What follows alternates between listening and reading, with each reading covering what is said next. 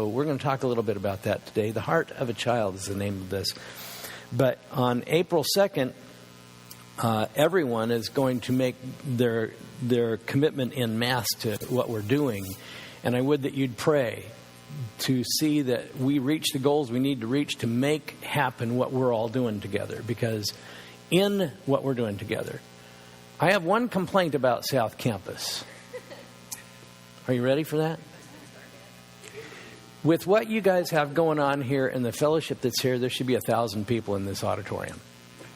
Because it's needed so badly in people's lives. Don't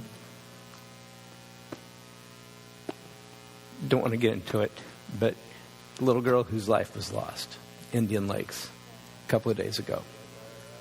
Yeah.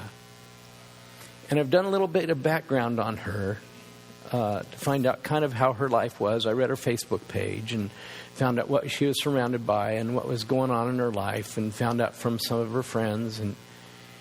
And could I say, that's what we're here to prevent. That's what we prevent, is the loss of hope. I don't want to speculate as to the cause of her death, but I do speculate that there were areas of her life that were so troubled that that's why she ended up in the position she was in. We are changing people's lives. There's so many testimonies in the fellowship that talk about the fact that life itself is being kept alive. And right now in America, in all European, Western thought, hope is gone. Hope is leaving. And you'll hear Bill and others like me talk about postmodernism and the fact that we've got a loss of reality. And I know Lauren does the same thing, the philosophers in the crowd. And we talk about the fact that, we're leaving behind something so sacred and so precious, we don't even know what we have left. And when we have left that, it just makes life, I'm sorry, it's not worth living. Have anyone noticed a little bit more polarity in people's lives? You know, and I mean, by polarity, I mean people on that side, people on that side, very few people talking in the middle. Everybody's talking over each other, lobbing bombs over the wall of the internet, you know, because they can lob it from out here in a seeming sense of, I'm going to quit talking about this. This isn't in my sermon. Okay, so I don't want to even start with that sort of thing, but Matt Sconce's little daughter last week, I think she's 8 years old, and she got a gift in the mail from her aunt that was $8 because she's 8 years old, and every year it changes, you know. I've been hoping that people would consider that with me. You know, I'd be rich. But they sent her $8, and she told her dad, I'm not keeping this. I already have everything I need. I don't need any more. And so she took it over and put it in a jar to go to Restore the Wonder. I want that building built. I want kids to come to that building. And Jody was up last night. They did a birthday party for me, and it was very sad. No.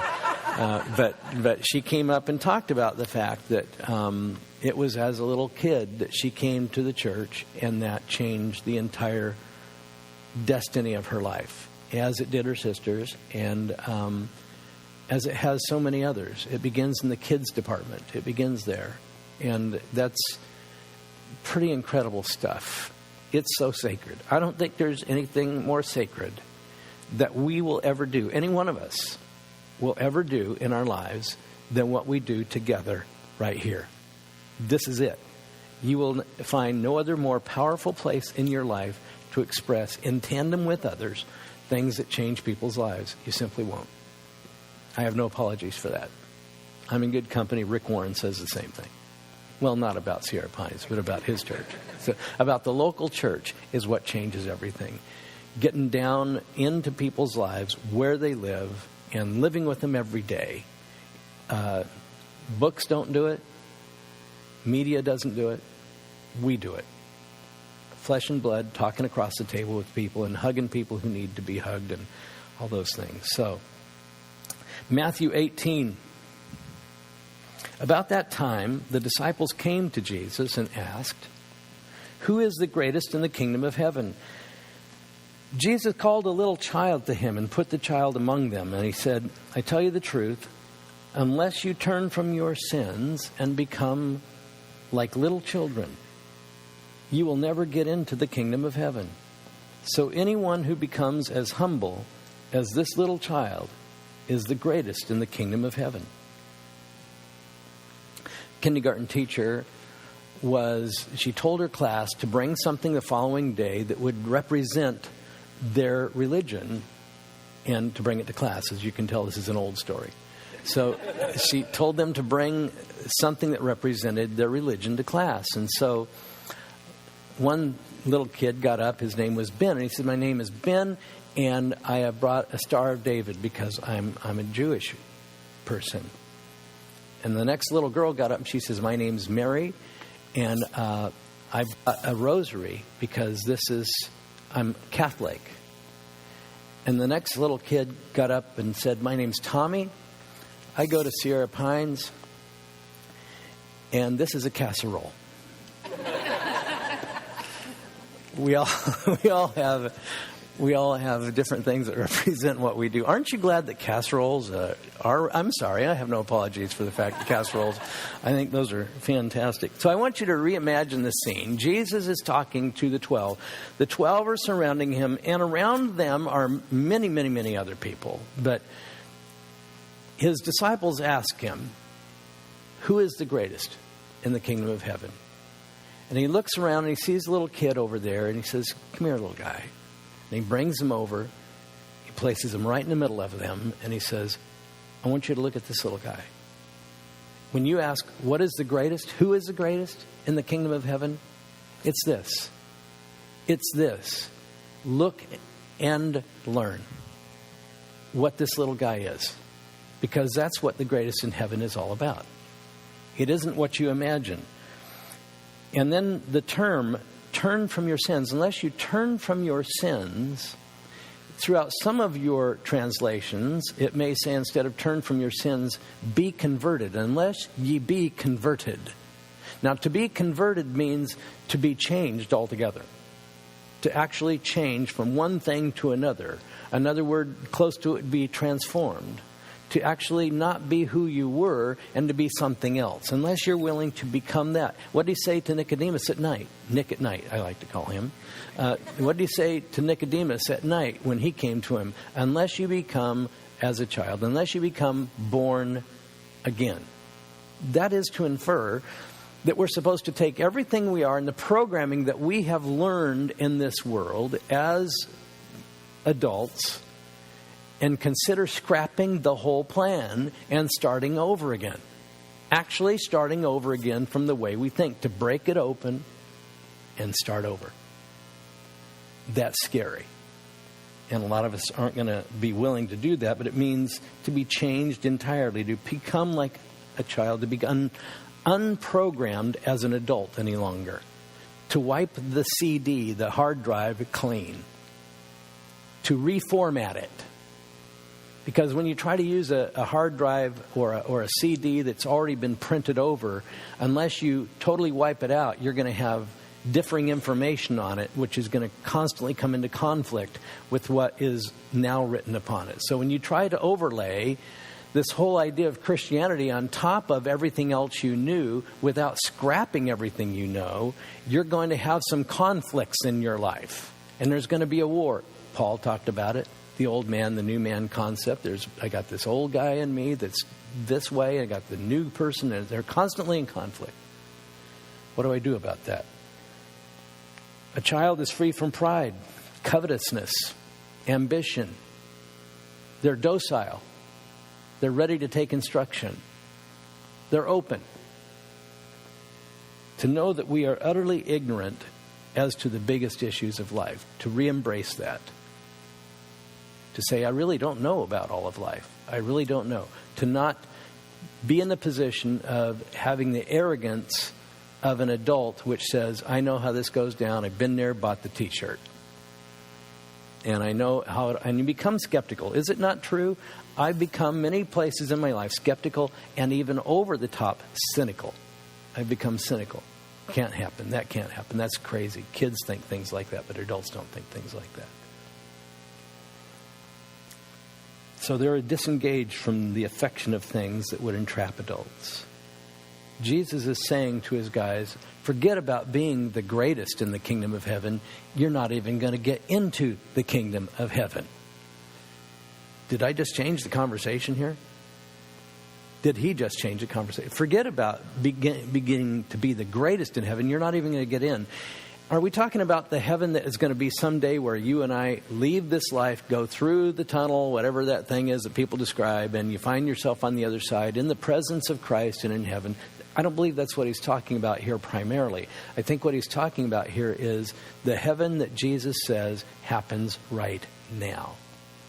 What was the great prayer? Thy kingdom come, thy will be done on earth as it is in heaven.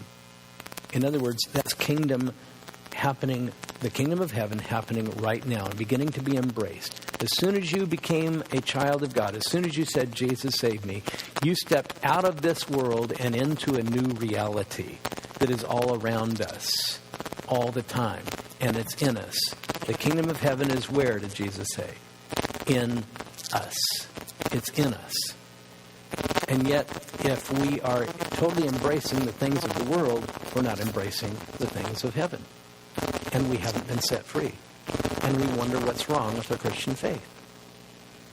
There's really nothing wrong. We just have an overlay of old information we've got to get rid of. We have not been born again. In a sense, we are still hanging on to old stuff and old disappointments. So, wonder requires the same thing, humility. It requires humility. You have to stand down. You have to have the awareness you don't know it all. And here's what's even better. You have to know you're not required to know it all. Nowhere is it required in the kingdom of heaven to know it all. You will never know it all. Even if they have lots of God's shown that you're going to be a lot smarter than you are right now. So I will be, I hope. And then, but, will I know everything possible? Will I know all there is of God can't be done. Not even there. I will be on a constant adventure forever to find out more about Him. Constantly. As some have said, you can access God. You can apprehend God, but you cannot comprehend God. He is simply too beautiful and large and complex and never-ending for us to ever do that. But it is in the effort of doing all these things the joy comes. Kids are not worried about not knowing it all. You notice this? They could care less if they don't know. As far as they're concerned, they kind of know it all already. You know, if you ask a little kid, can you play the piano? Yes. Whether they've ever taken a lesson or not, of course they can. And they'll go over and pound on it in nonsensical ways to show you that they, in fact, can play the piano. When we get to be adults, we know it has to go down just like this. It has to be in this pattern. So, you're not required to be sophisticated in the kingdom of heaven, or knowledgeable, or even intelligent. You're required to enjoy yourself and be you. The chief end of man is to worship God and enjoy Him forever. Westminster Catechism, which is a wonderful place to begin, I think, for a foundation of much of what we believe.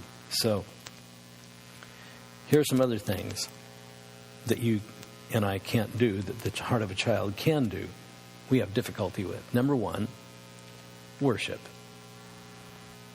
Worship is really tough for us as adults. 6 days later, Matthew 17. And before I get into Matthew 17, I need to remember, we were in chapter 18. That's where we just were. But we're going to go back a chapter to try to catch up on what was happening in 17. Why? Because 18, where we just started, said, about that time the disciples came to Jesus. What? What do you mean? About what time? Now you have to go back to 17.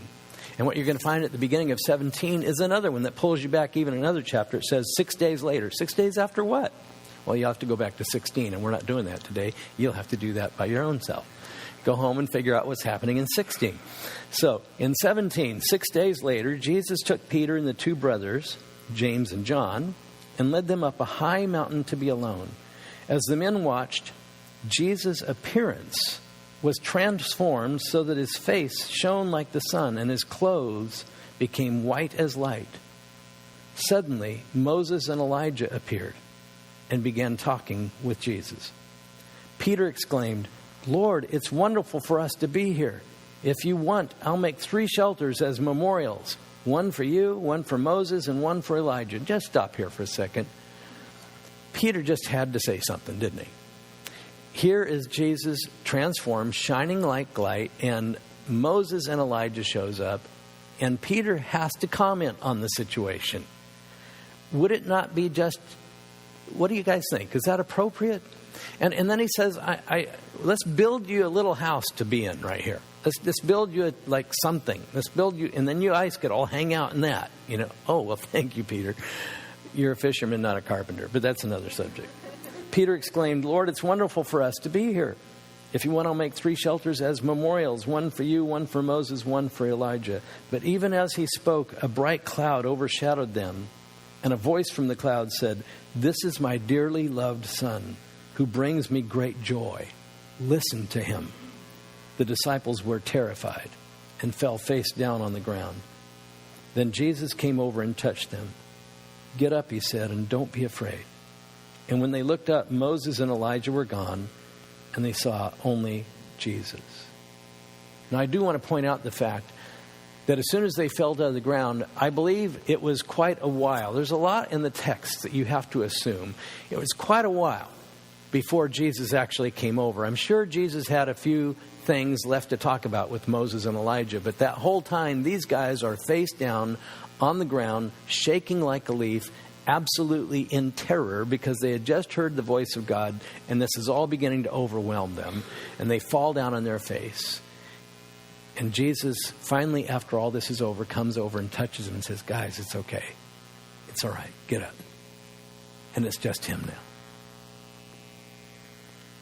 Boy, we could take that somewhere, just that whole thing that happened. How many things overwhelm us, and finally Jesus comes and taps us on the shoulder and he says, "I'm still here with you. It's okay. It's okay." Who else was with them? There was Peter, and there was James and John, who we have come to call in the New Testament as the sons of thunder. And there's reasons why they're called sons of thunder, because they have a whole lot to say too. And they probably have temperaments that are kind of a little bit blasty. They're out there all the time. They're the ones whose mama came to Jesus and said, "Hey, Jesus, when you come into your kingdom, would you mind if my son sat on each side of you?"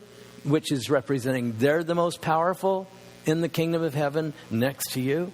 Do you follow how that all goes down?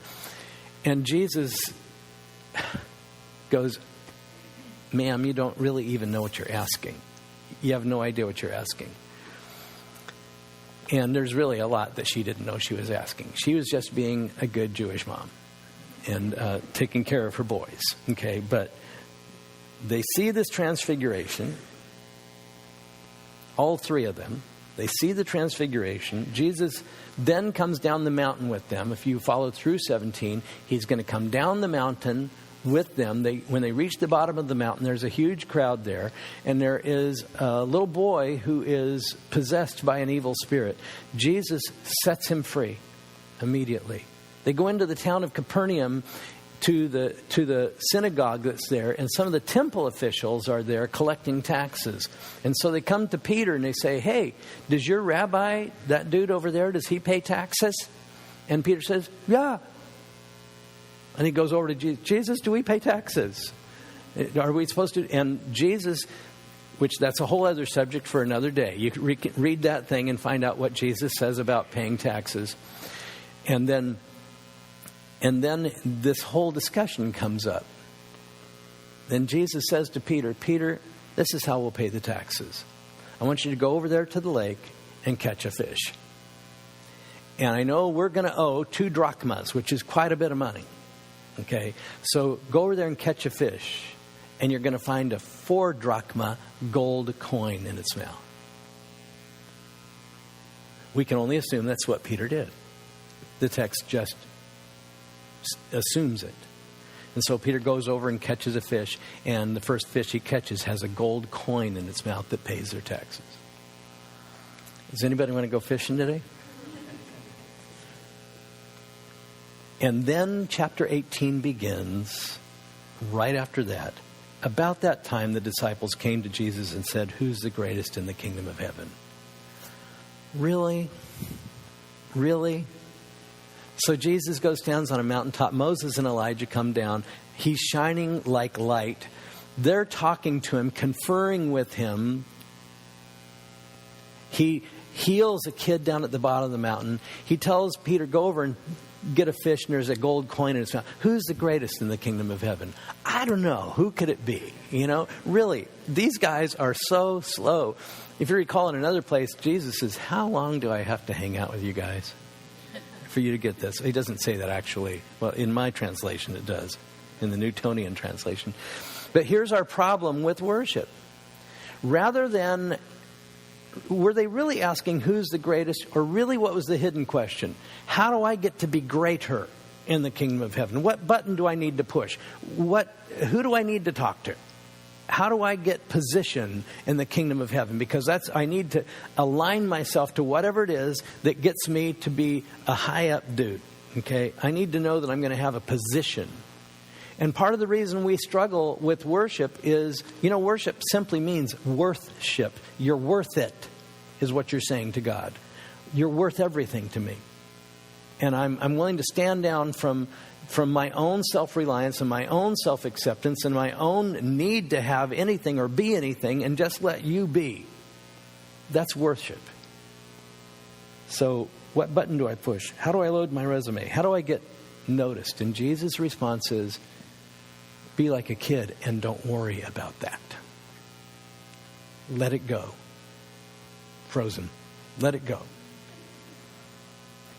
Just don't worry about that anymore. Kids, don't worry about that. Why are you worried about that? You already have the Father's love and respect. He already notices you. You don't need stuff on your resume. He already knows who you are. Jesus is constantly saying, in effect, play to an audience of one and quit worrying about everybody else around you. You just be God's kid. You set yourself free. Only you can do this. Turn away from the grown-up worries and attractions and become like an innocent kid again. An adult simply can't fit their ego into the doorway of the kingdom of heaven because they're carrying their own self-sufficiency baggage behind them all the time. We're dragging it everywhere we go. We're dragging our resume everywhere we're going. How do I make sure that you accept me, that I'm worthy, that I have enough for you, that I'm good-looking enough, intelligent enough, that I have enough education, I have enough numbers or whatever next to my name? How do I make you respect me, which is just simply another term of love me, accept me for what I am? How do I do that? Madonna said a long time ago, I don't feel loved unless I'm in front of 15,000 people in a stadium somewhere. And then as soon as I leave the stage, I don't feel loved anymore. There's been a lot of people who are stage people that have said the same thing. Everybody's looking for love. And Jesus is saying to us, you already have it. You already have it. You're looking in all the wrong places. You're stacking up on the wrong pile. Your ladder's against the wrong wall. You're in an entirely wrong place. Turn your eyes upon Jesus. Look full in his wonderful face, and the things of earth will grow strangely dim in the light of his wonder and grace. That's really what Jesus is saying to us. Come bringing nothing. Remember when your mom and dad would say, come on, let's go. And they'd go to the car and you say, okay. And you would just walk over to the car and get in. You can't do that anymore, can you? Okay. If your husband or wife says, come on, let's go. And they're getting in the car and you go, excuse me, where are we going? How long are we going for? Now, if you have a wife like mine, guys, you know that if you're going overnight, you're taking 6 pieces of large luggage with you. Do I have anybody? I don't want to cause problems. But It's in fact true. I mean, I don't know why she needs anything, because literally in her purse, which I call the ocean, okay? And she'll say, just look in my purse and get that. Oh, no, I'm not going on that journey, okay? Because that could take me, I would have to dump the entire thing out, and still I couldn't find it. And then she'd say, it's right there. You're looking like a guy looks, whatever. I'm pretty sure that if I asked her, she would say, yeah, I got a chainsaw in here. She's got, who knows what she's got in that purse, but she's magical in that, except when it comes to luggage. And that's why when I had my MR2, does anybody know what an MR2 is? Mid-engine little car. It's got a trunk about the size of a medium piece of luggage. That's it. And I used to love to go on trips with Linda with that, because she knew I can't put anything else than that. And it made trips so much easier. So just a little clue to the wise, it's buy a car with no luggage space and then go on trips. And that makes it really, then they have to think about it. Anyway, so, and if we are remembering these things, forget all the self-important snobs around you who require that you be something more than you are. Forget those. Come bringing nothing. Number 2. Number 1 was we have trouble with worship. Number 2 is closely aligned. We can't rejoice. For reasons we've already talked about, adults have difficulty with this one. I'm too concerned about what everybody around me might think if I truly let go and rejoiced and just jumped up and down like I did when I was a kid. I've even forgotten that I jumped up and down as a kid. I guarantee you jumped up and down as a kid. When you got excited about something, you went ballistic, and you would embarrass yourself to look at right now. Does anybody hate that line that says, dance like nobody's looking? Have you ever tried dancing in front of a mirror at home with nobody at home and you embarrass yourself? I can't do it.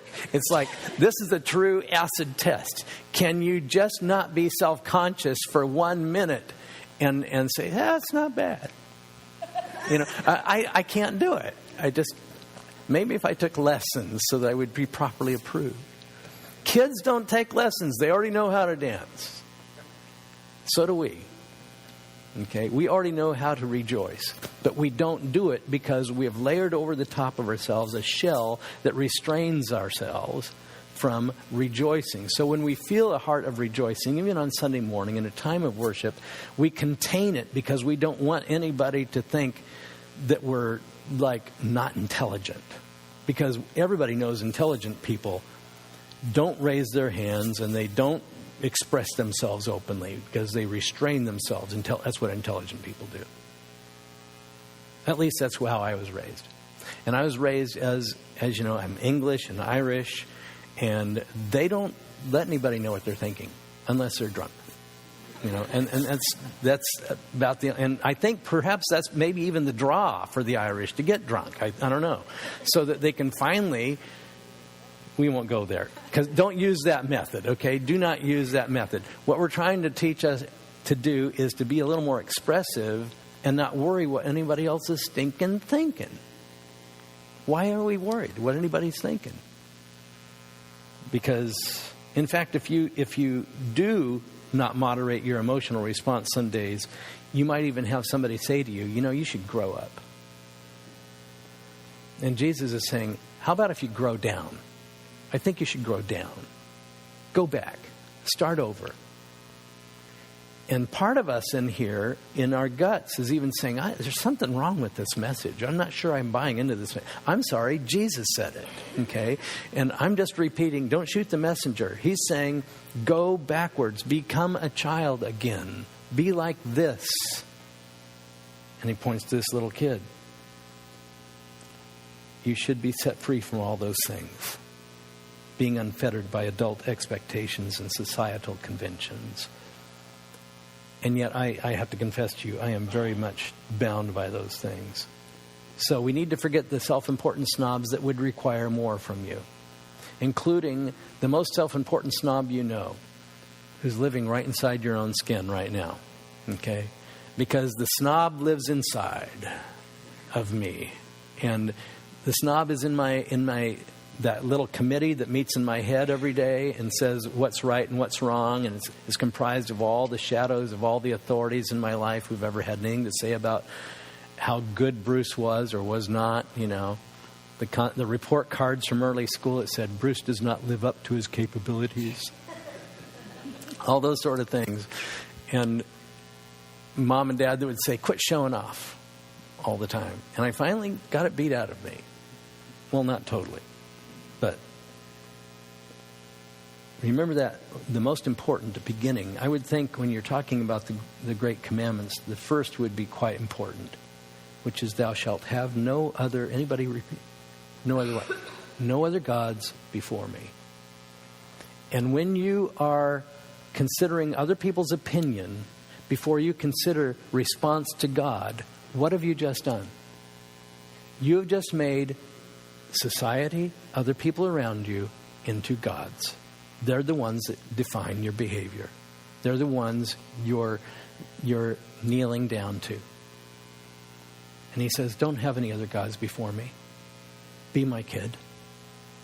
You don't worry about what other people are thinking.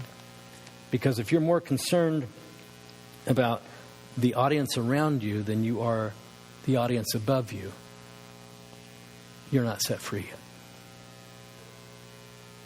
You're not set free if you're more concerned about the audience around you than you are the audience above you. There's the test. And just a sideline here, no one else can do this homework for you. Not the person sitting next to you. In fact, the person sitting next to you may be in that society and maybe that is restraining you, and maybe they don't even want to be restraining you. They want you to live and be alive and be excited and express all of this and say how grateful you are to live on God's beautiful earth and to see beautiful things around you and absolutely rejoice in those things. And we're not set free because we're living in a prison of other people's expectations rather than living in the presence of a loving Father's delight. Don't live in the prison. Break out. So number one, we have trouble with worship. Number two, we have trouble with rejoicing. And last, we have trouble with rest. We have real trouble with resting. In fact, I would say work has become the holy thing in America. You feel bad if you're not working. If somebody says, hey, what are you doing tomorrow? I'm working, doing stuff, important stuff. I don't have time for that because I'm doing important stuff. But we can't rest, we can't worship because we're concerned about where we stack up on the ladder of importance. We can't rejoice because we're concerned about what other people might think. And we can't rest because all of this self-management and self-image that we have to portray to the world all rests on our shoulders. And we're carrying it all the time. Is anybody concerned about their weight? Is anybody concerned about your age? How about your hair, your makeup?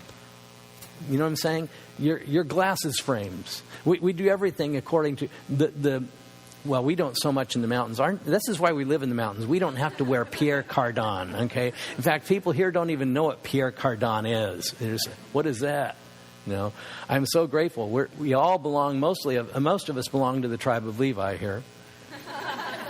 And so,